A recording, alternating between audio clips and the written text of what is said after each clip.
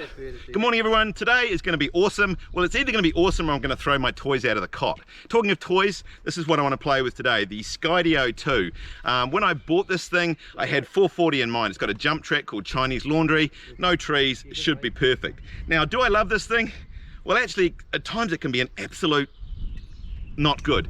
Came here last week, couldn't get it to start, needed a software update, couldn't do it. Anyway, managed to get it going. So anyway, we're going to see if we can use this to follow us down Chinese Laundry today. So and got some of the guys with us, so come join us.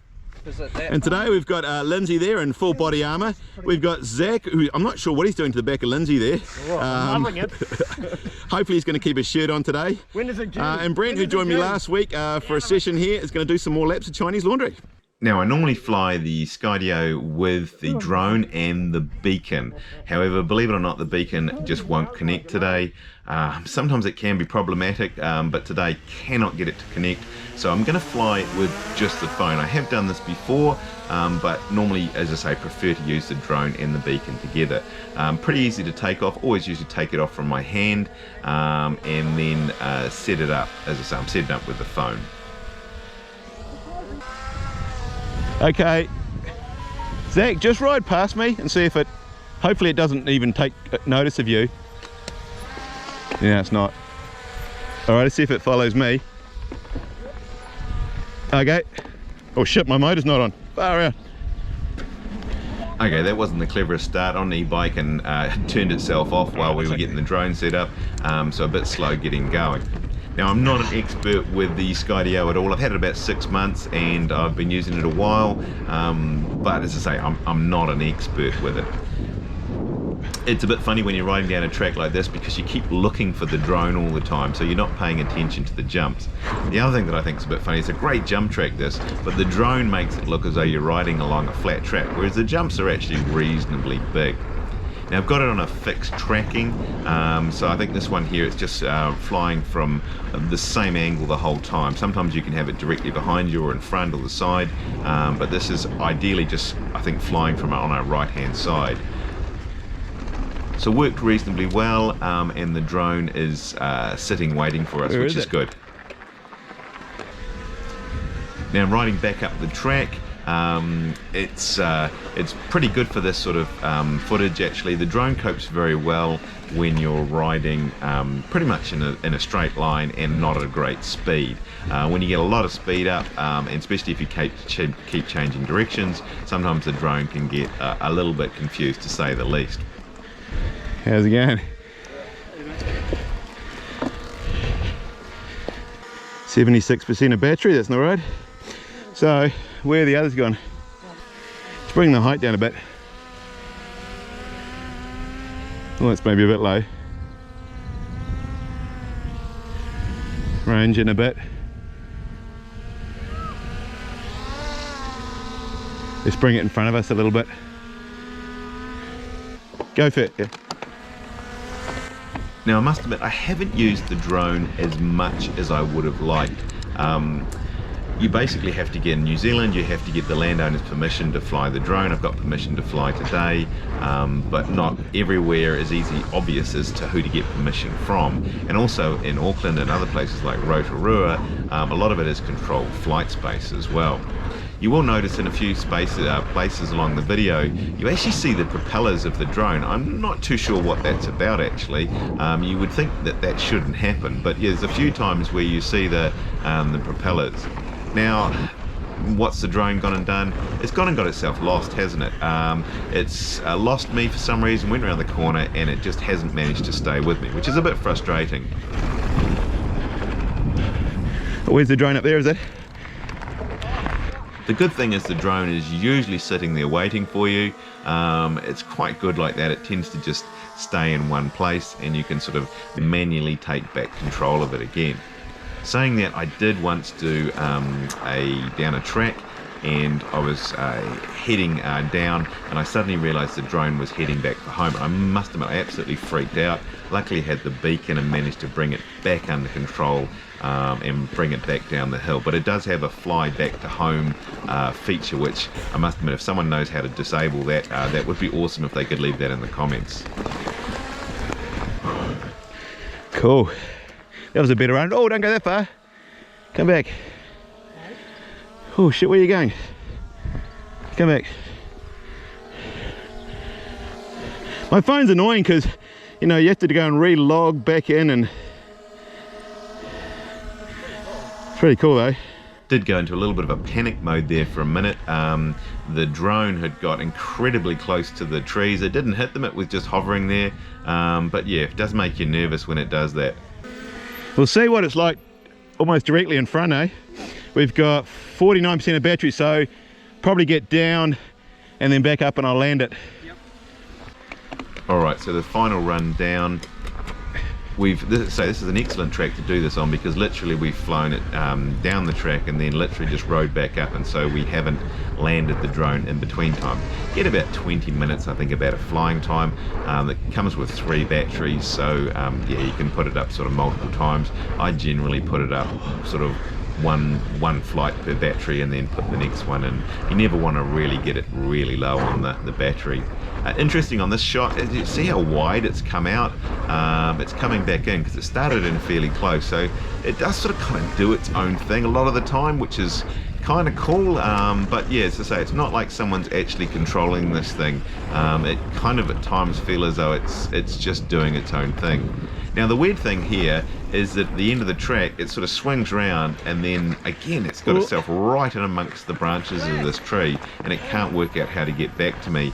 I must admit, it is quite good, the Skydio, I must admit, because you're panicking, because you're thinking this thing is literally just a short distance off of disaster, but it does seem to have pretty good obstacle avoidance, in as much as it doesn't crash. But I do have to go and bring it back under control, and there is always a little bit of panic there that your expensive drone is going to have a nasty crash. Really good for these sort of shots, I reckon. Get close-up shots, again riding uphill. I've got it below the height ceiling. You can set a height ceiling that it won't go below, but I like to allow it to go right down to the ground. Depends if there are people around, but generally speaking, you can get some pretty cool shots with the thing just flying, just about your head height, to be honest. There you can see it just ahead of me there, and as I say, tracks you pretty well. At slow speeds, it's great. At high speeds with lots of turns, not so good. Landing it now, I always land it in my hand. I always figure this is the safest way to do it. 550 to... Alright, well, after playing on Chinese Laundry for a while, we decided to do an up track called Anti-Gravity and have a little play with it here. I think actually up tracks is probably where the Skydio is actually better. As I say, it struggles, I think, to keep up with you when you're going really fast, and also changing direction a lot of time. Sometimes you do a hairpin turn and the Skydio loses you completely, and as I say, you have to redirect it. Don't have the beacon today, and I'm really missing it, because one of the cool features about the beacon is you can literally point at the Skydio and drag it to a different position. And if you want to get sort of different views, it's quite nice as you're riding along to just drag it into a different position. And I must admit, often with the Skydio, I sometimes literally just have the lanyard I've got attached to it just wrapped around my wrist as I'm riding, and I can kind of readjust it as I'm going. Copes reasonably well with these hairpins here, following the guides. You can see it is a little bit confusing for it. It thinks you're going one way and then suddenly you loop back round the other way. Again, as I say, in slow speed it does it pretty well. What I'm showing here actually is the second rider, Zach. I've actually managed to lock on him. I'm riding at the back, but the Skydio has now, I've literally on your phone, you just click on the rider you want it to follow, and it tracks them. So that's pretty cool if you want to get views of a different rider who's effectively not you. So that works very well. Unfortunately, we're coming up to the tree line here, as I always hoped it would be able to literally follow me through the trees, but I'm not even going to attempt it. I'm going to land it just up here. Alright, again, relaunched the Skydio on the other side of the trees. Quite a cool set of hairpin bends here. It's now locked back on me, but doing a reasonably good job. As I say, it's pretty confusing for the poor thing when I'm literally going back and forward in succession. Sometimes you get some weird angles, I must admit. But yeah, as I say, I guess it depends what you want to edit. And you can edit the bits in that look really good. All right, we're coming to the top here, and we decided to just want to show you a couple of other. It's got some quite cool features with the Skydio. This is called the Droney. Literally press a button, and it goes up into the sky, and it's looking down at you, and it just kind of gives you a bit of an overview of where you are, and then it basically comes back down again. You could obviously do this manually, but it's kind of nice, and there's virtually lots of other kind of it can do circles around you and all sorts of other kind of cool features. The other one I quite like, and I've used it as well, is the linear path. Basically, you make point A and point B, and it flies between the two of them, which is what I'm doing here, and you can do it at different speeds as well. And I think this is as fast as it goes.